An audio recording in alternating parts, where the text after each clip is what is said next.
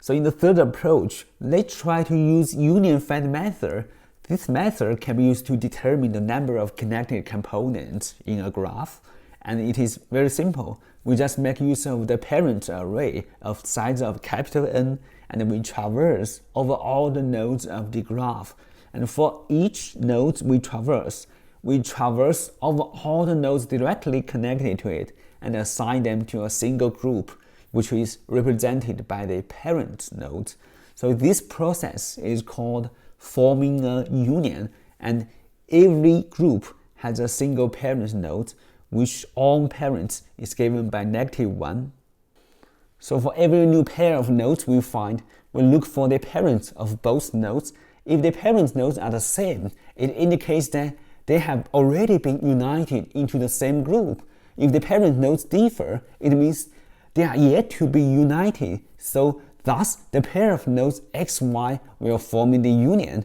We just assign parents at y is parent at x, which ultimately combines them into the same group. So at the end, we will find the number of groups or the number of parent nodes, which such nodes have their parents indicated by a -1.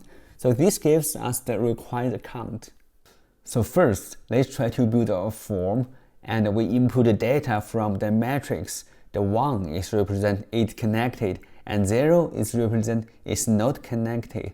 And then we should set to pointer. The pointer j is moved from left to right, move along the y-axis, and the x is moved from up to down, is moved along the x-axis. And then we should consider 3 situations. The first situation is when m and I at j is 0. 0 means it disconnected, so we should exclude this situation. And the second situation is the element on the diagonal from the upper left corner to the lower right corner, which is m and I at j is 1, but this time I is equal to j. We should exclude it because the elements, the nodes can't connect it with itself. And this third situation is when m and I at j is 1, but at the same time I is not equal to j. So this situation is what we want. We will say the if statement. If it is true, it will execute the union and find function. Then we set an array parents, which represent every node's parents. So first we initialize all of them is -1, which represents every node's parent is not exist, which is -1, and the length is length of capital M, which is the matrix. So let's then run the union and find function. The first element we choose is coordinate at 0 and 1. I is 0 and j is 1. In this situation, 0 is not equal to 1, so we have to run the find function. The parent is still 0 and 1. So we have to run a union function, which is assign 1 to the parent at 0. Then we finish the union. The second element we choose is the coordinate at 1 and 0. At this time, we try to use the find function. The 1's parent is 1, and the 0's parent is also 1 because we changed the parents at 0 to 1 before. And this time, the 1 is equal to 1. That means 1 and 0 in the same group because 1 is 0's parent. So we are done. We have finished the find function. The third element we choose is the coordinate at 2 and 3. 2 is not equal to 3, so we use the find function. 2's parent is 2 and the 3's parent is also 3, so they are still not equal. Then we have to run the union function, which is assign 3 to the parent at 2, and then we finish the union. The fourth element we choose is the coordinate at 2 and 4. We try to use the find function from the parent. 2's parent is 3, and the 4th parent is still 4, so they are not equal. We try to use the union function, which is assigned 4 to the parent at 3. So we are done the union. So let's select the fifth element, which is the coordinate at 3 and 2. 3 is not equal to 2, so we use the find function find the parent. 3's parent is 4 and 2's parent is 3 is still not equal, so we still try to use the find function to find its parent. 4's parent is still 4 and 3's parent is also 4, so 4 is equal to 4. We find the parents, the 3 and 2 in the same group, so we are done the find function. So let's select the 6th element, which is the coordinate at 4 and 2. 4 is not equal to 2, so we try to find the parent. 2's parent is 3 and 3's parent is 4, so 4 equal to 4. 4 and 2 in the same nodes group because 2's parent is 4, so we are done the find method. So after we finish the union and the find function, we already changed the parent array. The parent array now is 1, negative 1, 3, 4, negative 1, negative 1, and it forms 3 single groups. So we can find the pattern here. Every negative 1 divide one small group. So we initialize the variable count to 0 to use the negative 1 to count how many small single group we have. We use the if statement. If the parent at I is negative 1, then we increment 1, which is what we have 1, 2, 3. We have 3 single parent nodes, so the result is 3, which return the 3.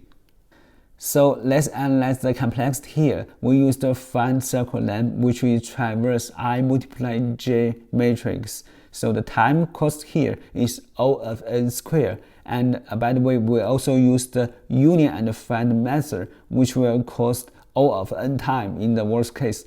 So in the total, the worst case will cost O of cubic n times. And about the space complexity, it's just O of n because the extra space we use is the parent array. So let's try to build the algorithm in Python. First, we declare a class solution, and then we can define our main function. Define our main function, find circle number. Find how many circles in this. So first have self and capital M represent the matrix, and then we initialize a parent to record the parent of each node. Initially, they are negative 1 and represent the parent is themselves, its node is themselves. And then we multiply by the length of the capital M, which is the same length of the matrix. And then we use 2 for loop for I in range length of capital M. This will represent the row, the x coordinate, and then we use for j in range length of M. This will represent the y coordinate, which is the column. So this will rebuild the matrix. But we will use a if statement. If M at I at j is equal to 1, that means the I nodes and j nodes is connected with itself. And at the same time, we have to make sure the I is not equal to j because the I is always connected with itself. So we have to ignore when it connected with itself. We only take care when it connected with other nodes, right? So when the I is connected with other nodes, let's say j, we will use to run a union function, which is self.union. Let's input our parent and I and then j. So the x and y is the I and j we will input. Then we have to define the union, which is define our union function, which have self and parent we input from here, and x, which is the x coordinate input from I, and the y coordinate input from j. And then we use the x set to try to find the root of the parent. We use self.find the parent. We'll input the parent and x. We also try to find the roots parent of the y, which is the y set, which is self.find parent y to find the parent root parents of the y.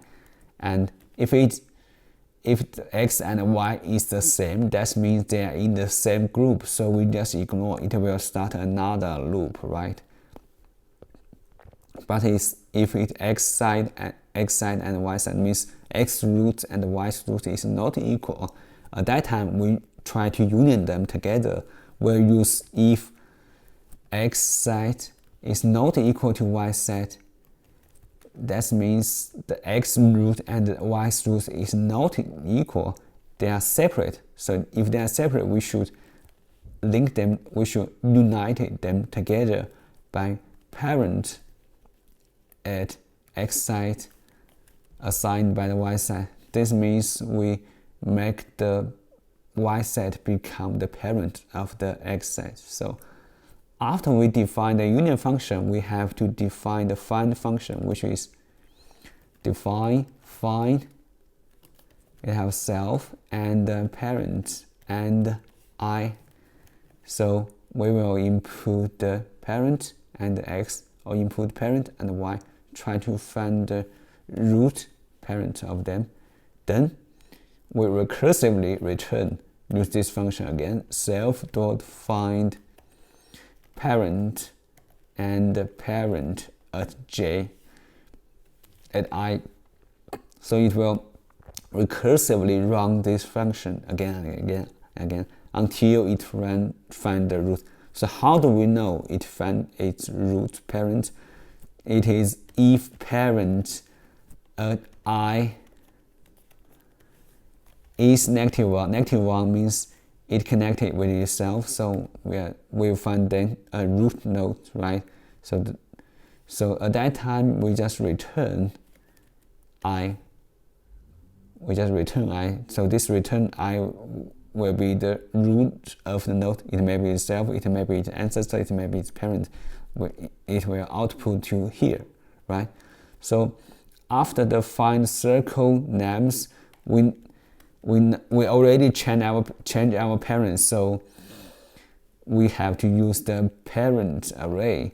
We use the count initialized to 0, and then we use another for loop for I in range, which is length of the parent.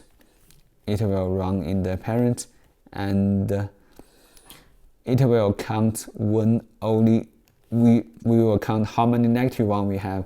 So if the parent at I is -1, that means it's separated by -1. If it is separated by -1, that means it forms another single small group, right?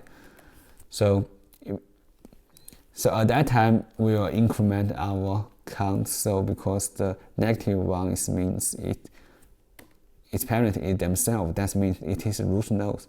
So it forms a new single group. And after we finish this for loop, we just return the count to return how many count we have. In this case, it's 3. So that is the right answer. We are done.